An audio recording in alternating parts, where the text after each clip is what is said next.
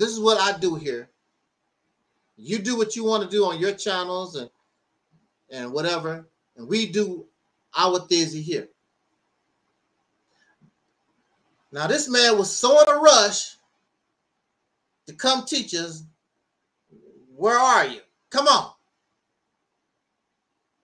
And this is the thing about smart, intelligent people. They have all this intelligence, but they seem dumb in small things. And he didn't have to come early. I wrote very clearly that we would start this program at 7:30. The only reason why I started early was because he was here already. And I told him that the promotion of video lasts about 20-some minutes. So I guess he's going to wait until until 7:30. And we started early. These are your supreme wisdom people. These are your intelligent type folks. Also, I made it clear 7:30 Central Time. He's on Eastern Time.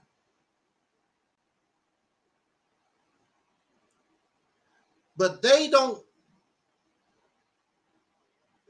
are so intelligent and so wise,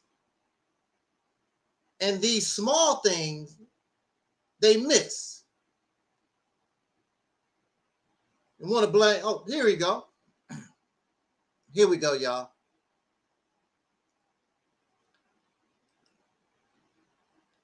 There we go. We have our special guest in the house. You can hear me now? Fahiym. Is it Brother Fahiym? Am I pronouncing that correctly? Yes, sir. You can hear me? Yes, sir. Oh, okay. My mic, it was on. I didn't even know that. I just seen it was on mute. Yeah, you look clear and everything. Oh, okay. Well, shoot, just got up a little while ago. Took a little nap, Oh, and we got another guest coming here to join us real quick. Hello. We got our sister Tangi is in the house. Oh, okay. Peace, Hello. Peace. Hello. Peace and blessings, guys. Sorry I'm late. This is Brother Fahiym. Hi, Brother Fahiym. How are you? I'm doing fine. I just said, let me hit the brother up, so we can build. We was, exactly. Had a little conversation on Facebook earlier. So I said, let's go live and talk about it. Yes, sir. Oh, that sounds good. That sounds good. Yes, sir. Thank y'all for having me. Oh, you're always welcome. You're the queen of the reality here.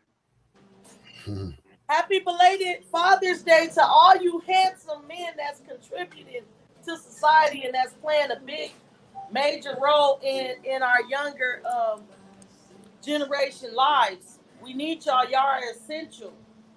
Thank y'all. Yeah. Yes, ma'am. So we're celebrating Father's Day until June is over, as far as I'm concerned. You men deserve that acknowledgement. Yes, ma'am. Well, I sort of disagree, Sister Tangi, but that's another subject.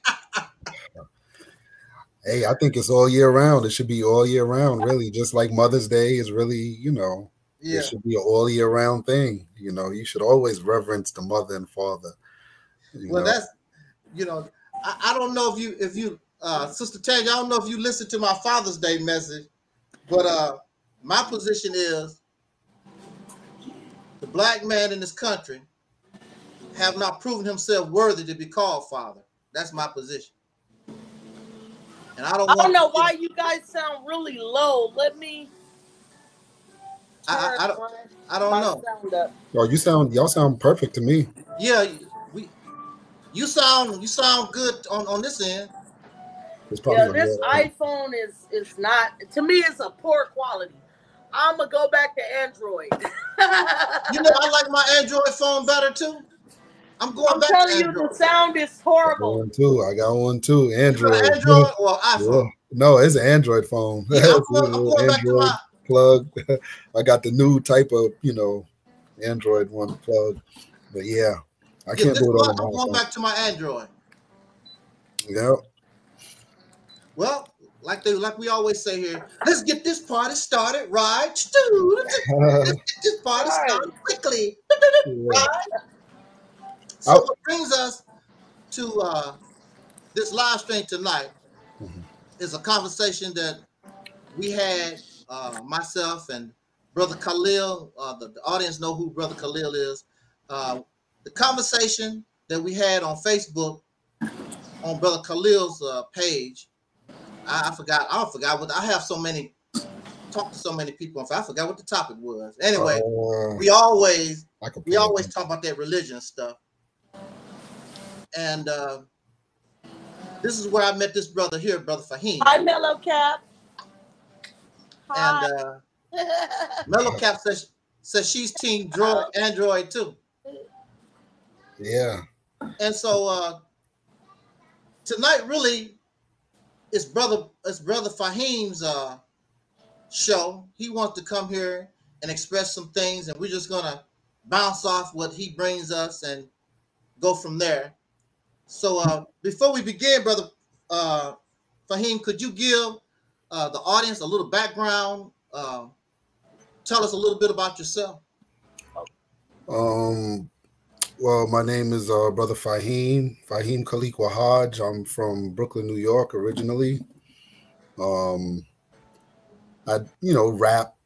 You might have seen some of my little battle raps or whatever. I used to do that like a few years back, messing around with the youth. And, I was into the music, of course. I also go by the name Day Son, which was the name that I had when I first got Knowledge of Self back in 94, 95.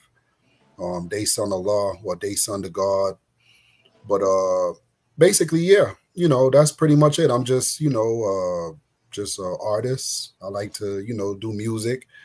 I'm not trying to get no record deal or trying to get out there and stuff. I didn't, past all that. I just do it for the love. And at the end of the day, there's no,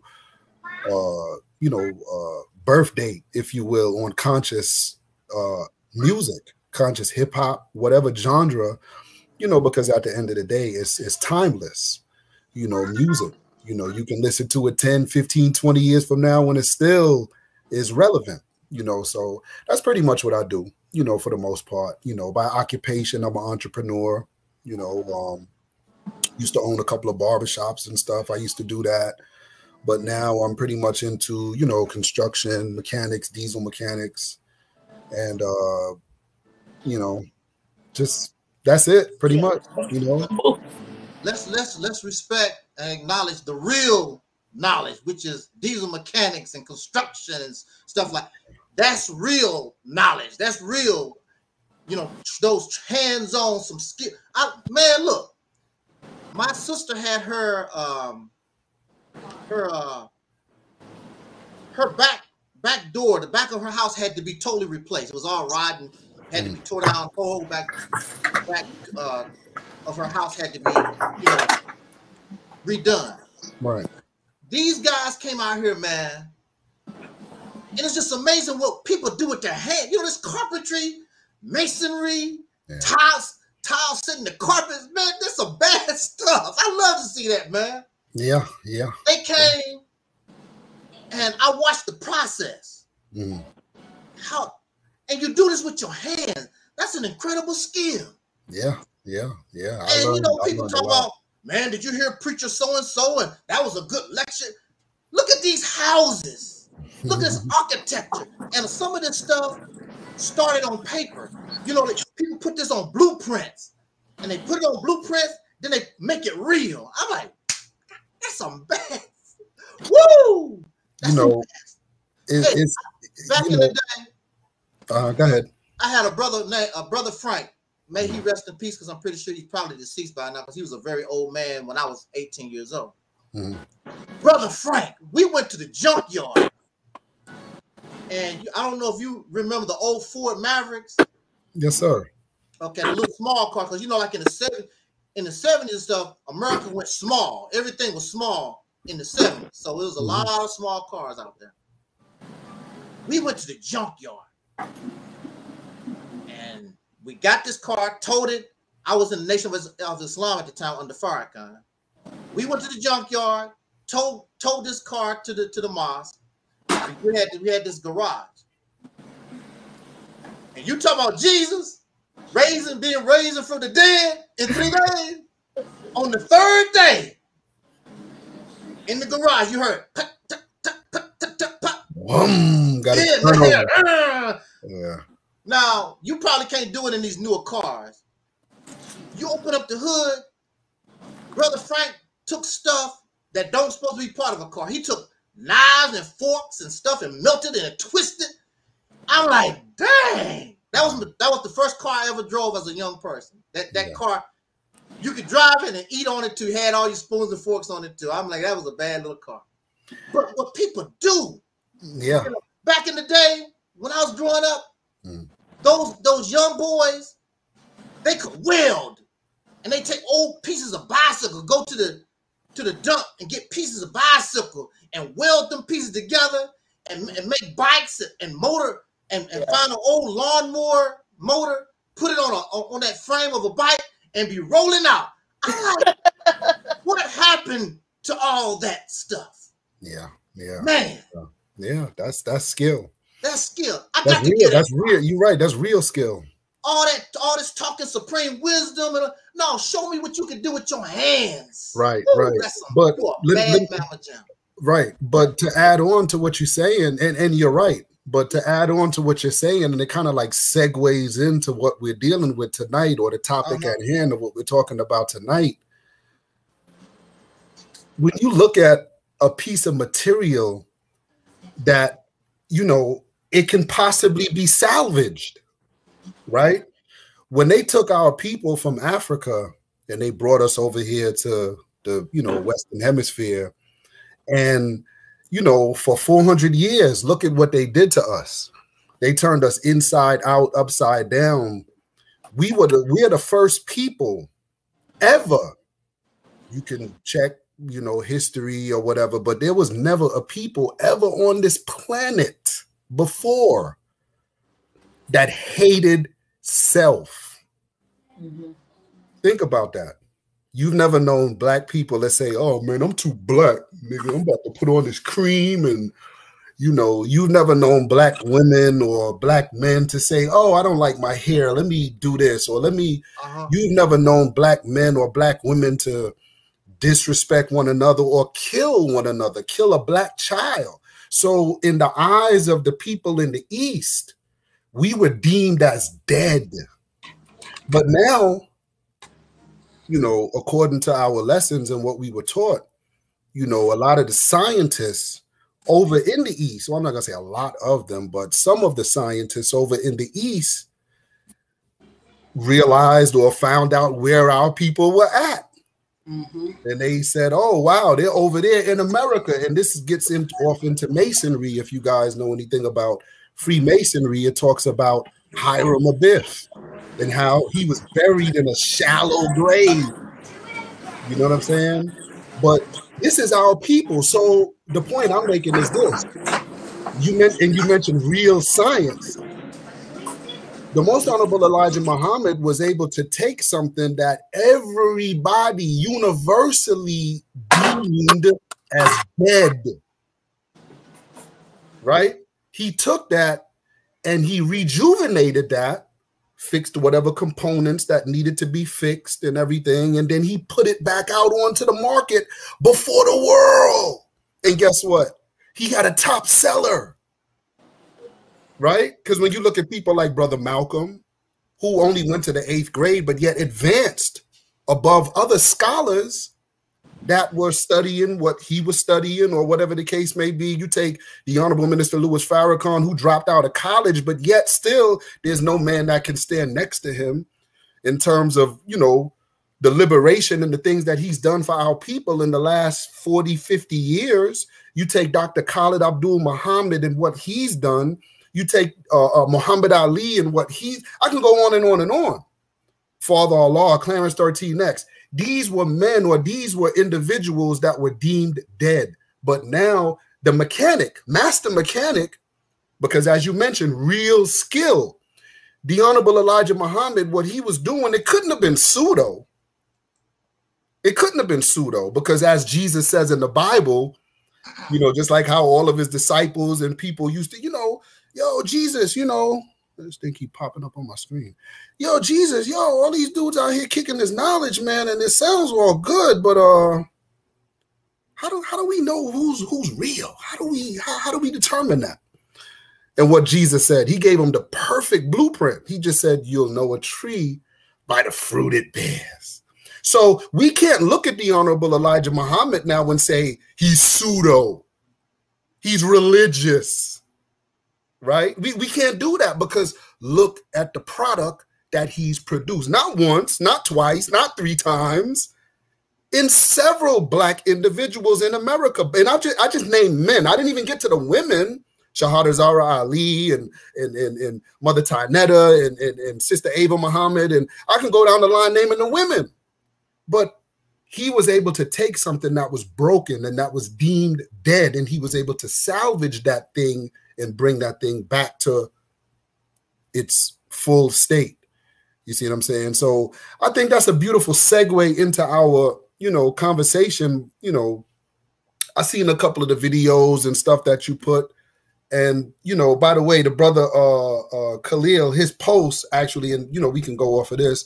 He was just saying, dealing with scientific facts, you cannot bring racism. He said racing, but I'm guessing he was saying racism. You cannot bring racism into the equation. Science has nothing to do with race.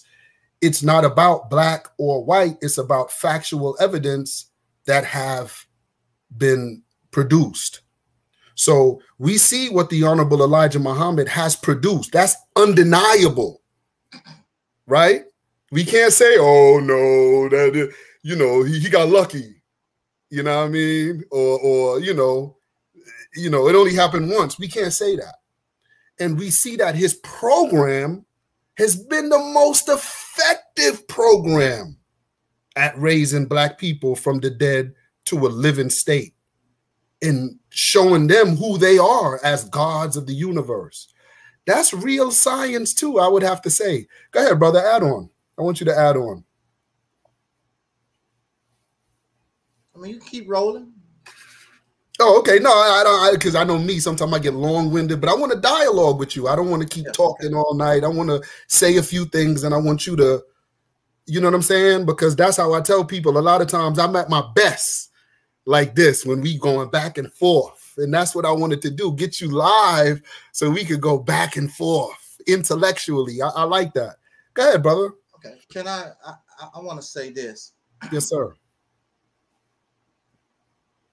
And I tell my audience all the time, this is the reality for me. Like many of us, I come from the Christian church, the Baptist church. Me too. I want to make this clear, though. See, and I also want to give props to my family members, because even though I was raised in the Baptist church, they did not force their religion on me. I never had a Sunday school lesson from my mother or my grandmother or grandpa or even the preacher at the church. They never really forced that on us. It was something that was traditional. You went to church on Sunday. And so I went because I wanted to be with my mother. I wanted to be with everybody. They didn't force us to go. The only time that my mother gave us something that was related to the church, we had to say our prayers at night. That's it. There was no, you got to believe in Jesus, you're going to burn in hellfire. They left all that to the preacher when we went to church. And as a little boy, that scared the hell out of me, because I did not want to go to hell. And when I was growing up in rural Mississippi, no electricity, there's no lights out there. So here you are at church at night, and the only thing burning is this fireplace, and the preacher is talking about hellfire. You looking at this fireplace like, well, I don't want to go. I don't want to go to hell. You know, you're a child. Children do dumb things, and children gonna be children. But that scared the hell out of me. Mm-hmm. It scared me.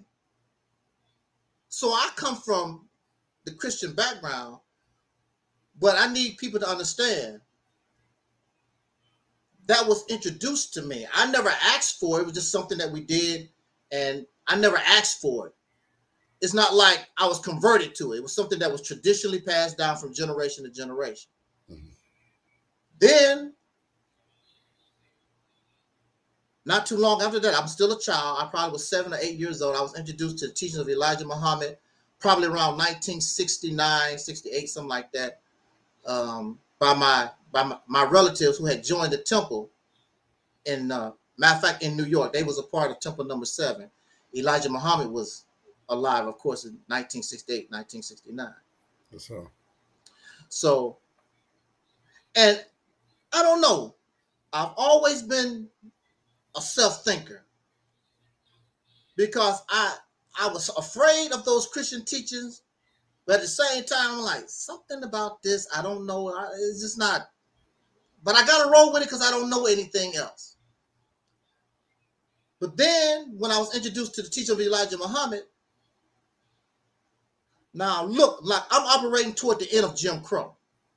This is the late 60s, getting ready to go into the 70s. Contrary to popular belief, Jim Crow still was kicking a lot of butt in the early 1970s. Oh yeah. And contrary to popular belief, it also affected the North. Okay, some people think that Jim Crow was just a Southern thing. No, it was not. I lived it. I was living Jim Crow in the North and didn't even know it until recently. I'm like, I experienced that, didn't even know. Like the sundown law. Only thing we knew, we lived right across the river from St. Louis, Missouri. The only thing I knew, and everybody was told, do not go to the white neighborhood at night. They don't mind if you go there, shop, and do your thing, but you do not get caught on the white side of town at night. I never understood that. It was just something that was understood. And one night, myself and some other friends, we was right there on the border. And we saw some brothers that was older of us. They was drinking, of course. And the only open liquor store was on the white side of town. We saw them go to that liquor store. Before they could even get in good, the police surrounded them. And they went to jail. And this is what I seen with my own eyes. I don't have to, nobody have to tell me about, I read in the book. This is what Brother Fahiym, it's amazing to me, some of these younger people, they gonna tell me about the 70s and the 80s and even the 90s. I was living it. You wouldn't have thought. Yeah. I was living this stuff. Don't tell me about the crack. Well, the crack epidemic. I was living it. I was in my 20s. You can't tell what you gonna tell me about the crack epidemic. I can tell you exactly what was going down. We was living the history while you reading it in the book. And it don't make no difference. See, the thing about history is in the eyes of the beholder, of the whoever's telling the story. Because here we are on this live stream. We see exactly what the live stream is. And video is going to record the live stream exactly what it's about. But people going to go out and tell different stories. Well, Fahiym was out there. He was cussing. They just snuffed up 7 out. And brother, when did all that happen? He was so disrespectful. People going to tell the story the way they feel. So what does this turn out to be, the historian? What is this the person that they interview to get your information from? I'm very sure that the history of World War II is much different in Japan than it is in America, or from the eyes of a Nazi. It's going to be different stories how people view things. But I was raised in the Nation of Islam. I was introduced to it, and it really wasn't the religion that I was attracted to. It was the brotherhood. My people would come, and they was dressed up in the FOI uniform, and my auntie was in that white. I'm like, whoa, I want to be part of that. I want to be part of that kind of, that's good stuff, But of course, I was a little boy in the backwoods of Mississippi. It ain't gonna happen. So Elijah Muhammad died in 1975. I cried like a baby. What year did you come in? I joined Farrakhan in 1981. Oh. But I wanted to join when I was a little boy, but I couldn't. I was in the backwoods of Mississippi, and my people wasn't interested because they Christian. And my mother made it very clear to my Muslim relative, I don't want to hear that shit. They don't want to hear it. My mother made it very clear, I don't want to hear that stuff. I'm eating my pork, I'm doing my thing. I don't want to hear that stuff. And my people sent at the time, all the books that the Nation of Islam published at the time, my people sent it to my mother. They already know my mother was interested. And my mother was excited because our people always send us, gifts. We country bumpkins. We get something from the city. Woo, that's exciting. We got a package from New York. Oh, wow. My mother opened up that box. It was nothing but Muslim book. She said, I told him I ain't that. My mother grabbed that box in the trash can. And when she turned her back, I went and got them books. And I still have all of them except Message to the Black Man. My Message to the Black Man fell apart. Because I believe the original publication of Message to the Black Man was green cover. I think it was green cover. Yeah, that's and the original. It just fell apart. Yeah. Now most of the time you'll see the red cover. That's other publishers, but I think the original one was like green. Yeah. My book, my Message to the Black Man, I couldn't save it, just fell apart. But I was introduced to Nation of Islam teachers. I served as an FYI under Louis Farrakhan's organization. And I'm not going to tell you that everything was bad.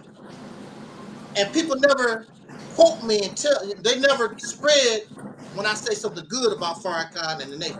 They always say, yeah, did you hear what Snuff said about the minister? He's so disrespectful. That's who raised you. All of those stuff. I give credit where credit is due. If it was not for the Nation of Islam, I would not be here. I wouldn't even be on YouTube doing this. It's because of my background, because of my experience. That was my training ground. That's where I come from. Now, there are things as I mature as a person. What is it? What do they say in religious teaching? When I was a child, I spoke like a child. See, they got me when I was a child. Yeah. I was a little boy. And so when you are a little boy, you look up to your elders, you expect your elders to show you into the right direction. Now, some elders guide you wrong on purpose. But then some elders, out of good intent, but they still guide you wrong. They don't know any better. Right. So I'm following and listening to my elders. But see, as I mature, I begin to take on and start seeing things on my own, because that's what you're supposed to do. I've always been a self-thinker. These people get in these religions and these ideologies, and that's it. They become loyal to that. I'm right. I don't want to hear nothing else. And they stay there. I've never been that kind of person. I remember as a young FOI in the street, I had a debate with an atheist. The atheist wasn't a debater. I was better. So I got over. But the thing about it was, the things that atheist told me, I kept thinking about it. I'm like, he made some good point. He don't know he had me going. I don't think he had to do just keep moving. But he, whatever, you believe whatever you want to, I'm gone. One of my heroes was Bruce Lee. And Bruce Lee had in his autobiography, somebody had asked Bruce Lee, do you believe in God? And Bruce said, when God come and do all this running and jumping and training, then I give God credit. I never heard nobody talk like that before. These things for years will keep bothering me. What Bruce said in that autobiography, what this black man told me on the street, this atheist, that kind of stuff, I never heard that before. Because when I was growing up, religion was not taught to me as a belief. It was taught to me as real.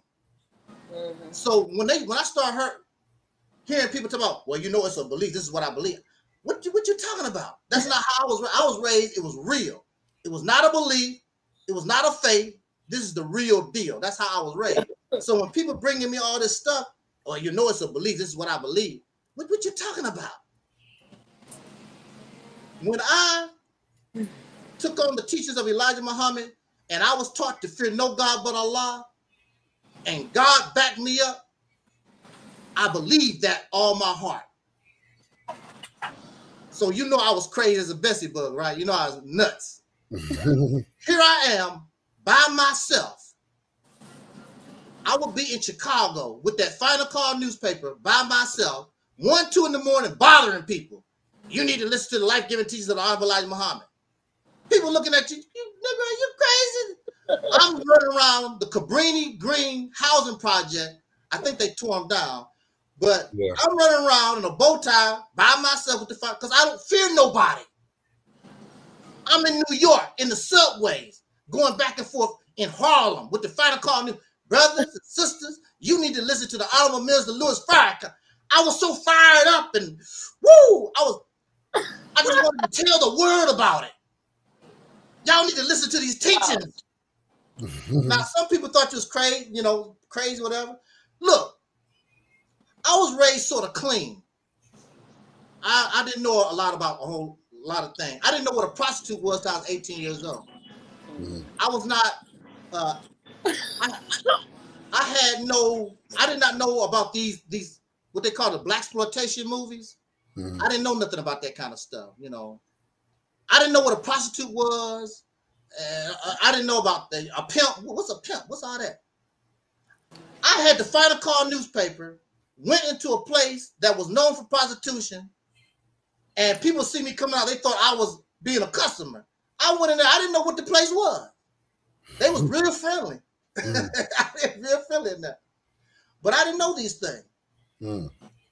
But to make a long story short, as I grow older and I began to experience my own, interact with life myself, I began to see those teachings and a lot of the things that I was taught, though they have their positive points, they also have their negative points. And one of the most hurtful things that I learned in the nation about the Nation of Islam was the assassination of Malcolm X. I didn't know who Malcolm X was. Out of all the time I knew about the Nation of Islam, my relatives never told me about this Malcolm X guy. I didn't learn about Malcolm X until the 80s when Farrakhan started slamming Malcolm X. And he slammed Malcolm X for about 10 years straight. I'm like, who is Malcolm X? And my relatives hated Malcolm X. Ooh, that's that traitor, that hypocrite. Ooh, I hate Malcolm X. So, see, I'm not a follower like that. I'm listening to what they're talking about, and I'm like, let me see who this guy is. I do my own research. I do my own thinking. And my conclusion, and and the brothers didn't like it, but I told them my conclusion is Malcolm X was done wrong because I probably would have reacted the same way that Malcolm did myself. I don't see nothing that Malcolm X done wrong. I see the person that was wrong was the person that I really, really love, which was the Honorable Elijah Muhammad. But I stand with right. I don't care who the hell you are. You can be my mama. You can be my uncle. I don't care. You're wrong. You're wrong. I don't stand with wrong. Elijah Muhammad was wrong for keeping them women secret and whatever. If you're going to do stuff like that, don't put on the front, talk about pretending like you practicing monogamy and you're really doing something else behind closed doors. That's deceit. That's deception. So it don't make no difference what good you done. You up to no good. And now I look at you differently. And then you got this man, you're going to get this man killed because of your garbage. I start looking at this whole thing. Right. When you say you did your research on it, is that your music? No. Oh, just like some loud music all of a sudden. Yeah, when you said you did your research on it, what what did you exactly research to find out or come to your conclusion about the whole Malcolm X, Elijah Muhammad, See, some fiasco? people, because they want to defend Elijah Muhammad, they want to get complex. No, it's very simple. It is. Elijah Muhammad was doing stuff behind closed doors. And this is another thing. Malcolm, we are taught in the Nation of Islam to protect the black woman. But then, if you got somebody like Louis Farrakhan or Elijah Muhammad, they get a pass. No, they do not get a pass. Now, they want to use the Quran to justify. Well, the Quran says that the messenger can have. Well, see, it's, the whole thing is contradictory because you say that you brought a new Islam to America for the black man and woman in America, and in this country, it's against the law to practice polygamy. But then you want to turn around and justify your crap. Whose law? Huh? Whose law? Who's the law? No, you said it's against the law to practice polygamy. It's against the law in this nation. Oh, okay. But not in God's nation, in this nation. And Nation of Islam teaching is supposed to be formed to fit the condition of the black man and woman in America. So you should not be doing that. Also, why would you do that when you know that type of activity, if you get exposed, it's going to break up and cause a whole lot of mess? You mean to tell me some booty is worth tearing your nation and everything that you worked up for some booty? And that's another thing. Well, this is another reason why I have a problem with men. Men mess up a lot of good things going on because of booty. So you think Elijah Muhammad in his 60s, 70s was just, pervert? He just wanted some ass, he just wanted some booty, or he said he said that Allah told him to do that. and he did. Allah did instruct him to do that. He really didn't want to, because like what you just said, he knew if information like that was to surface, what it would do, because there would be a lot of people who would have, adverse, thoughts to the situation. But just to go back a little bit, there's a lot of things that people don't know, just about that whole situation. And it's like, when I hear you speak about it, it just makes me think about the white man and how such a masterful job he did at deceiving our people to really have our people think, what they're thinking.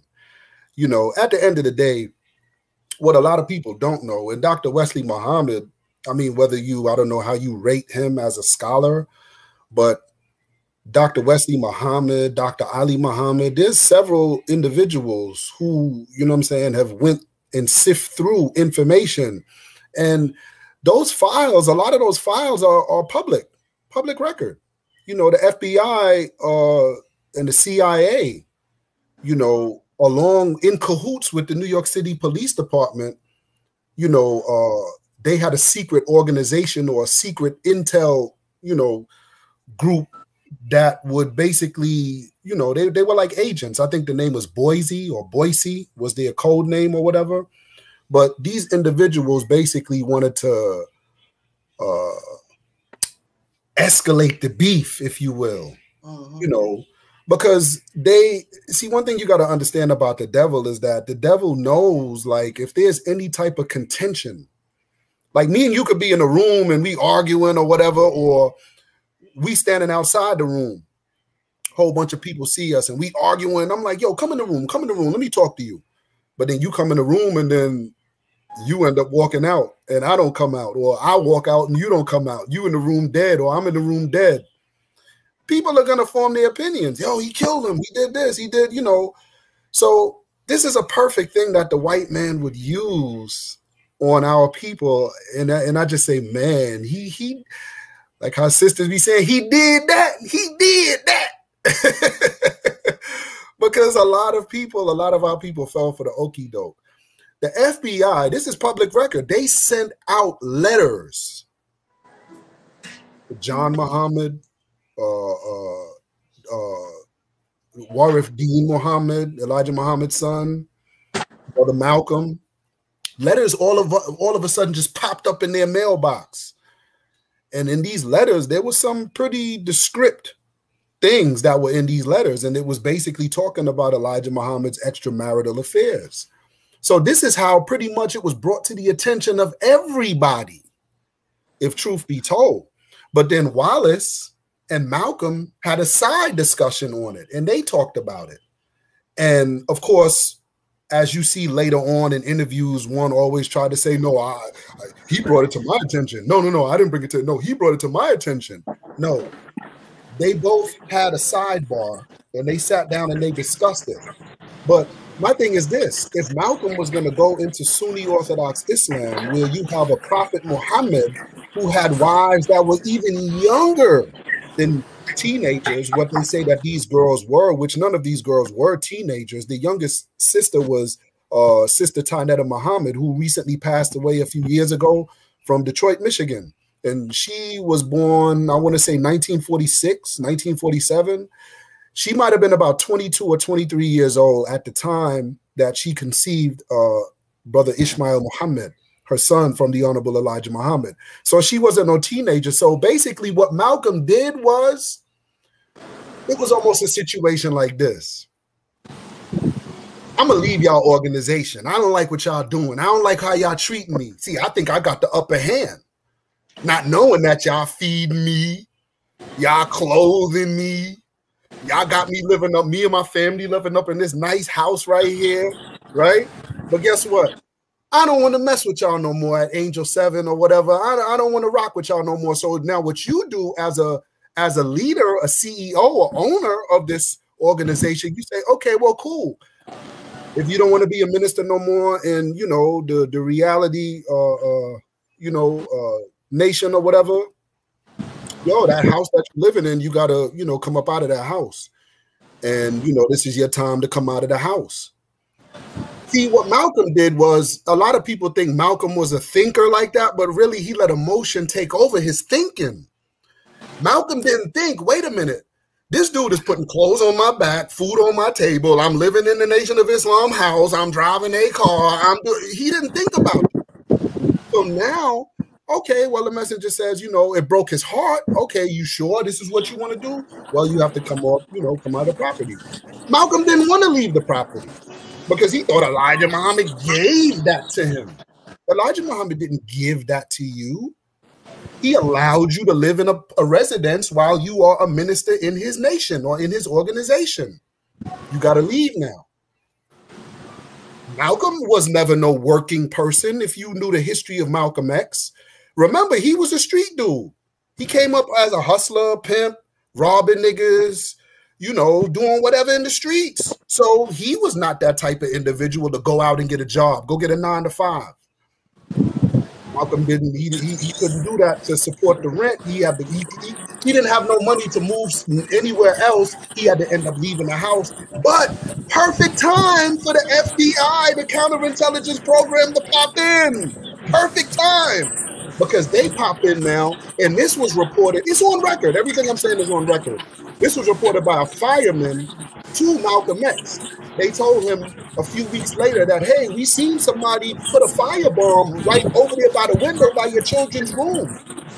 Malcolm, in his mind, thinking the nation did it because they want me out of the property and I'm not leaving.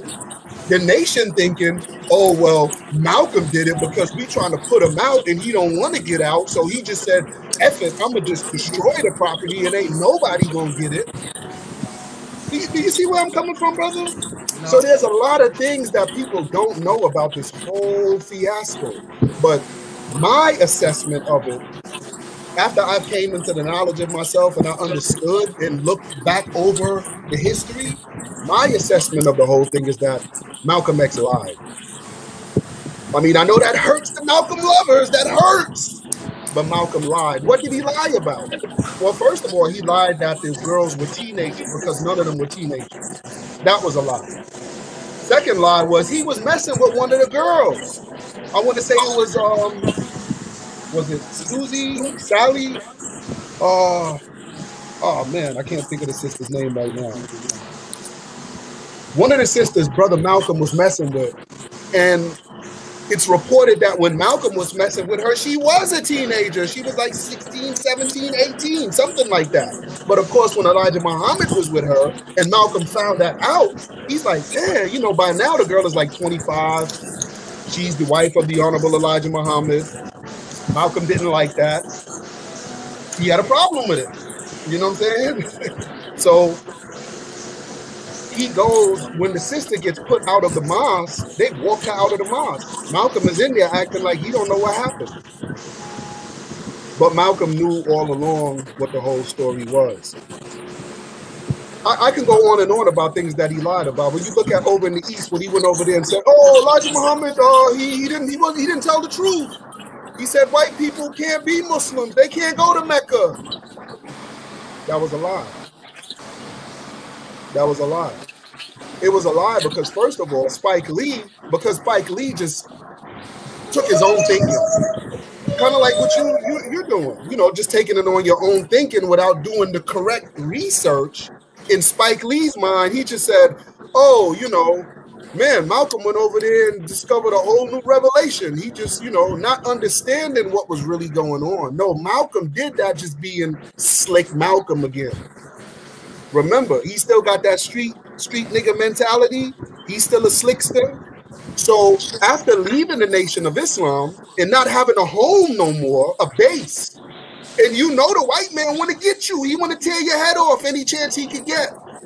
Malcolm tried to get in good with the civil rights people, with the Dr. Kings and the Ralph David Abernathy's and the, you know what I'm saying? He tried to get in with the civil rights movement, but guess what? Because he used to beat up on them so bad about eating pork, about worshiping the white Jesus Christ, about, you know, all of the Christian stuff that they used to do, they ain't want to mess with them no more. So in Malcolm's slickness, what does Malcolm do? He goes to the East now and he says, "Oh, you know what? I think, you know, Elijah Muhammad was wrong. White people can be righteous. They can be Muslims. They're here with me in Mecca making circles around the Kaaba, just like me. You know, I think that was wrong."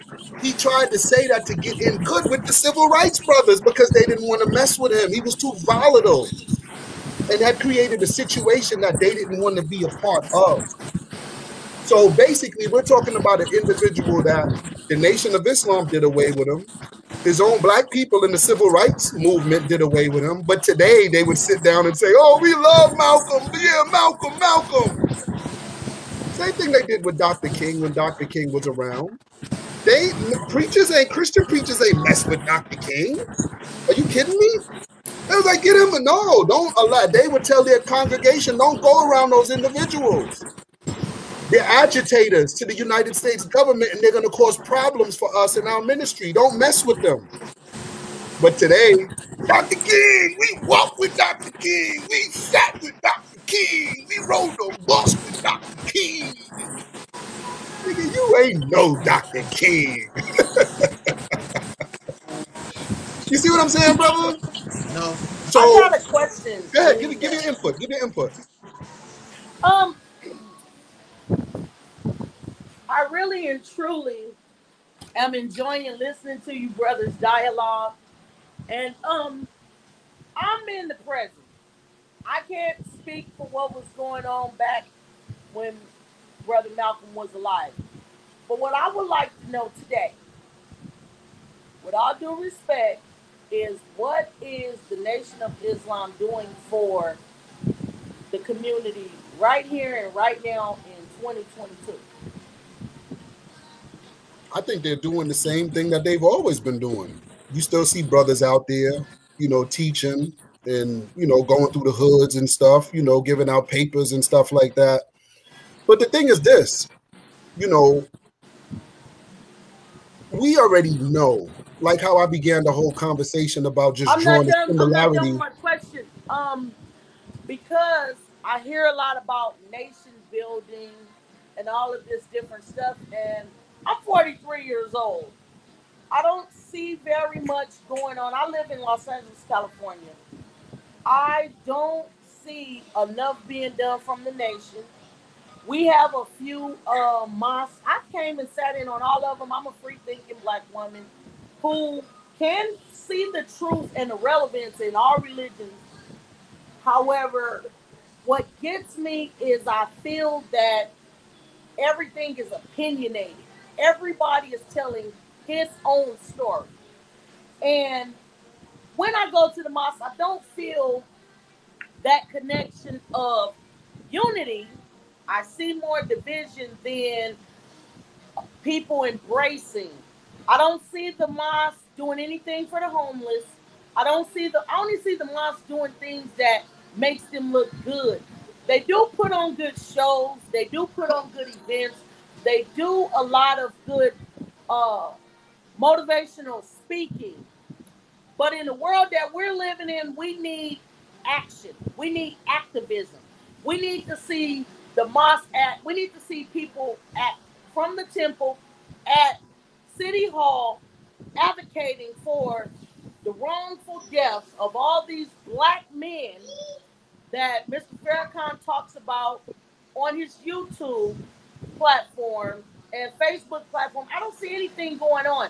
And that's what I'm disgusted about, is because we play the black card and soul power and the unitedness when we're trying to sell our final call newspapers and our pies and cakes and sweets, which I'm trying to lose today.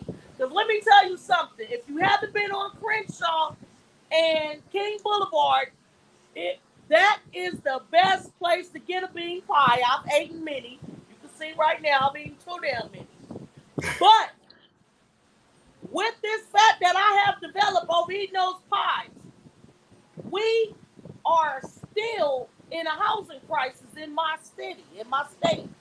We are still not properly represented by our people when we go to city council meetings. And I am personally a advocate for the homeless here in my city and state. I do have a YouTube channel, and I do activism work, and I do public speaking and motivational speaking on behalf of the homeless in Los Angeles, California. We just gotten 2 budgets passed. The Nation of Islam wasn't there, nor was the conscious community, nor was the Hebrew Israelites there advocating for the soul sisters and soul brothers in their community. But their black soap was sold, the pies were sold, the newspapers were sold, but our people are still currently on the streets. And I would like to see something done about it. And I would like to know, what is the Nation of Islam doing about the housing crisis, the homeless population in their city, in their community? I want to know what they're doing. Right. Well, again, this is something that the Honorable Elijah Muhammad, ever since, the 1950s, 1960s, building communities and, building up like what we had even back in the 1930s when you talk about Black Wall Street and stuff like that. What the Honorable Elijah Muhammad did, Brother Malcolm, I think, said something once. He made a statement. He said, I would go through a day and all I would do is just, be around black people, black businesses, spending the black dollar in black businesses. Like, this is back on the time when the black dollar circulated 15 to 16 times in the black community before leaving out, going into someone else's community. So I think right now, and this is just my opinion now, I must just speak from my own thinking. I'm a 5%er. And one thing with the 5% Nation of Islam, we still fall under the teachings of the Honorable Elijah Muhammad and Brother Clarence 13X. But we're in a time now where it's individual. It's almost like every man for himself type of thing. What I mean by that is you have yourself, you have your family, you see the blueprint. You saw how the blueprint worked. I mean, again, I started off my whole dialogue by drawing those comparisons, or you know what I'm saying? We see that it can clean people up. We see what the teachings of the Honorable Elijah Muhammad can do if taught properly to an individual, male or female. So we know what the messenger wants from us. we know what he wants from our people. We know what God wants from us, and we know what he wants from our people. So it's like the God should be in you now to go out there, and whatever you see that is needed in your community, you're supposed to be doing that. Not looking to Minister Farrakhan like, hey, why you ain't doing that? I feel like the minister already gave me the life-giving teachings of the Honorable Elijah Muhammad and the understanding that I need to push forward. So now I can't really look back and blame Elijah or blame Minister Farrakhan, because it's like they did their work. What am I doing? You see what I'm saying? So we're in that age now to where, what are you doing? What are you doing for the homeless? What are you doing in your community? You understand what I'm saying? You know, this is what this teaching is all about. That's why Jesus, there's a parable where the man wanted a fish, and he wanted Jesus to go get the fish for him. But Jesus said, no, I'm going to teach you how to fish, because then that way you don't need me no more. But if I got to go down there and get it for you and come back and give it to you, then every time you're going to be looking for me to do the same thing. You're never going to get it yourself.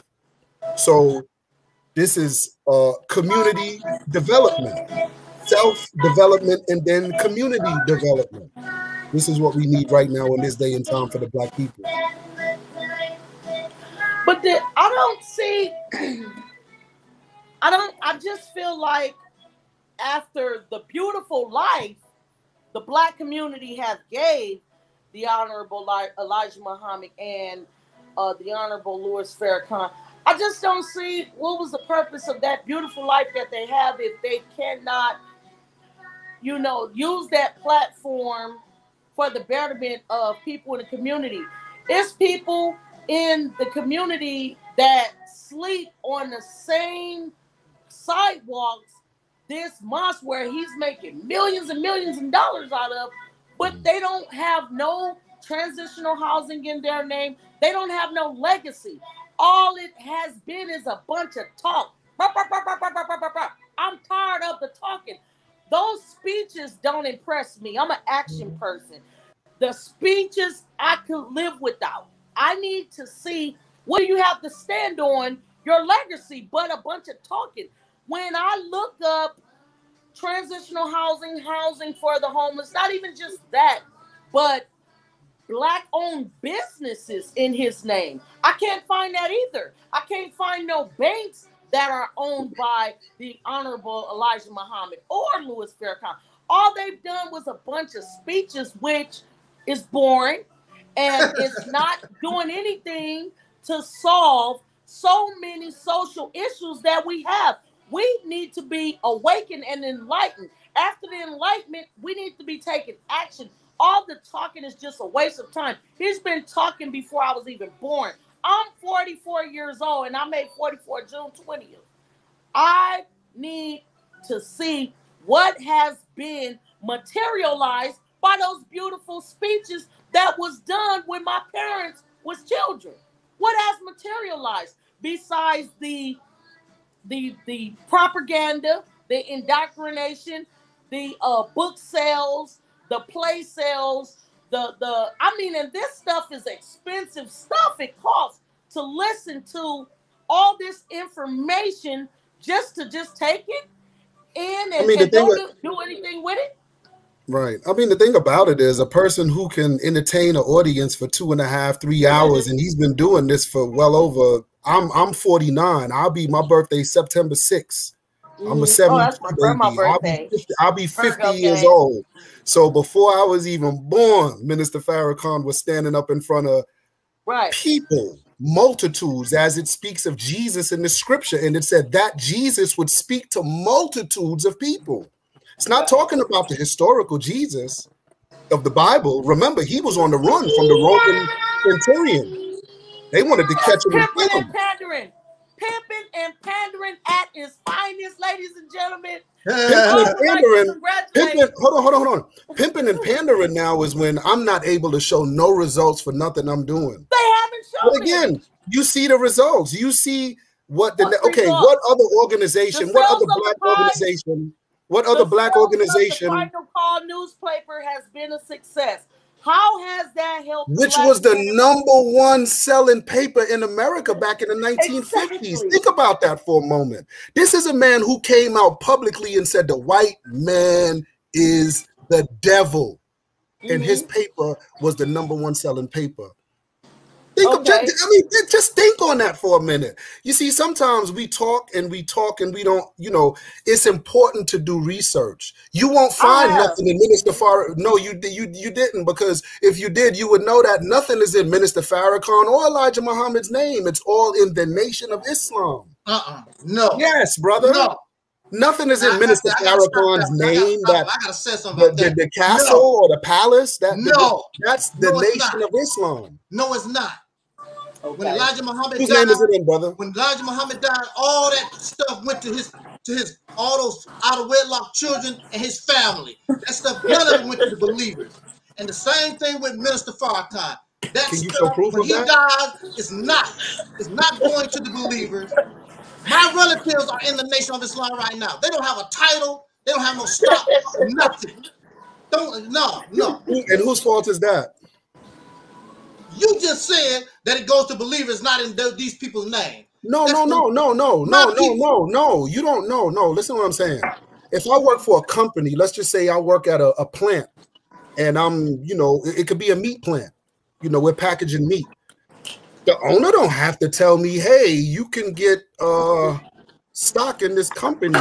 We pay dividend stocks, or you can get NFT, and you can. Well, if you don't know, then you just don't know. That's on you. See, as black people, we gotta stop blaming other people, brother. How you gonna have something that don't exist?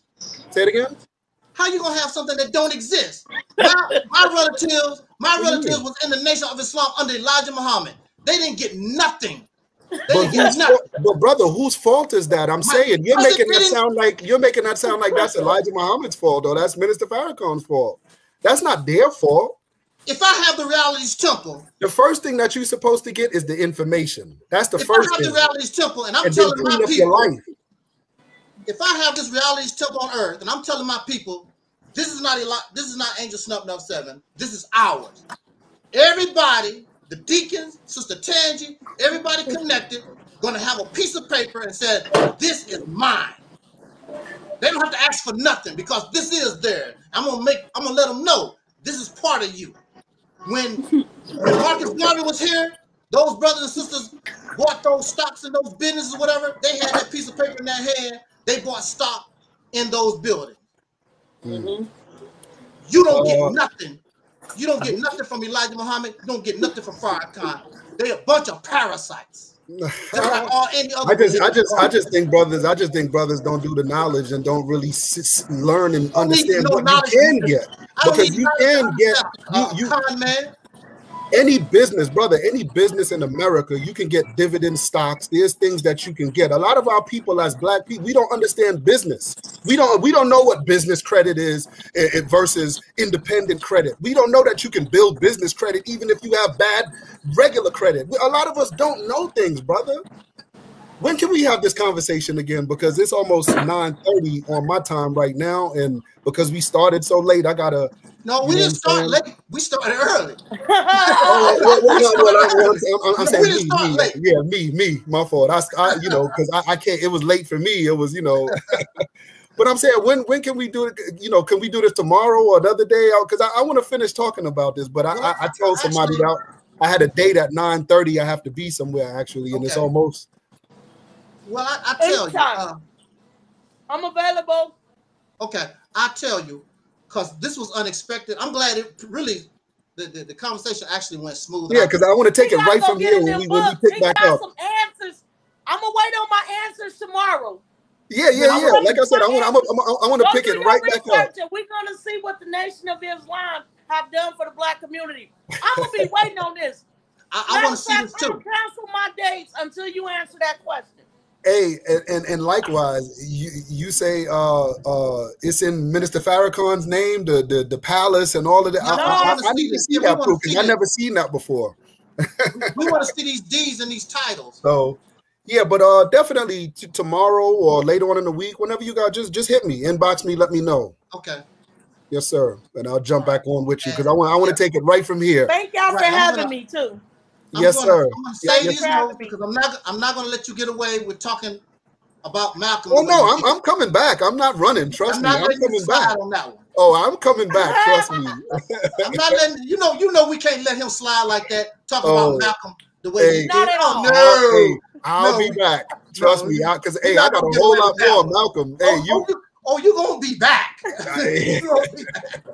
All right, y'all. Okay, the brother gotta go. This is spontaneous, and I want to thank Brother Fahiym. It was a pleasure of mine. Tangi.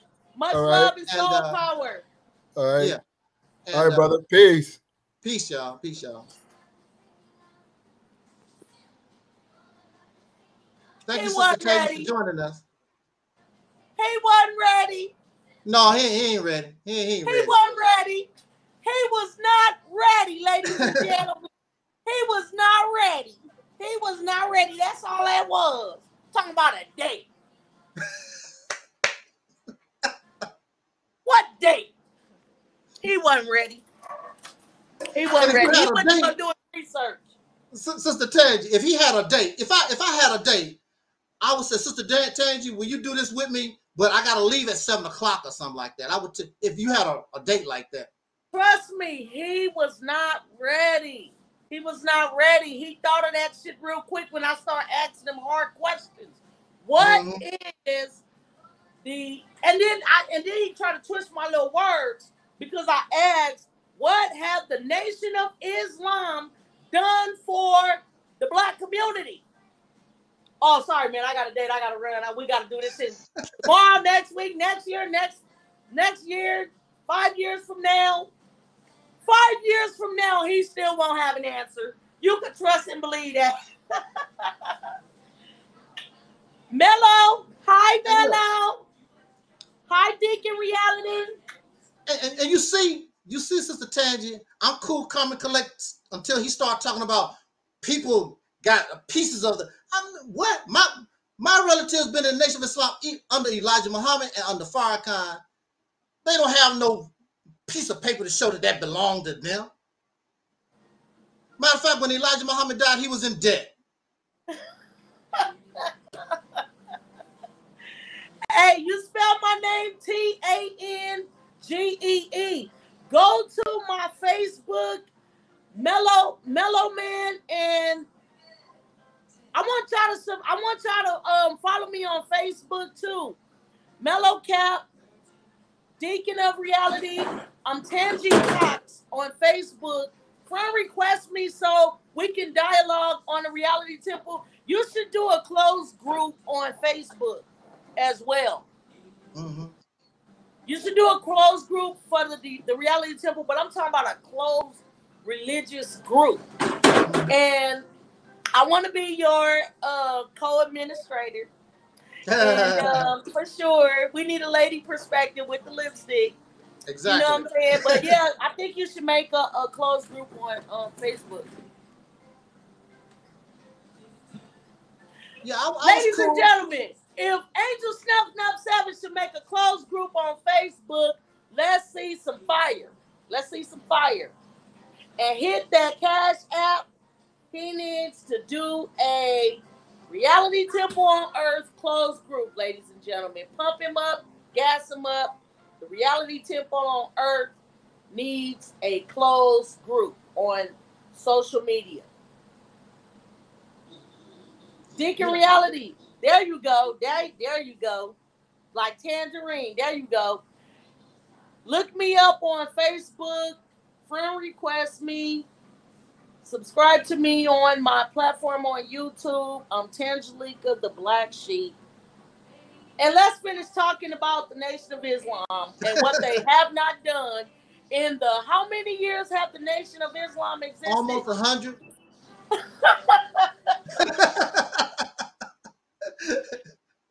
like, gotta go. I got a date. He had to make up some shit.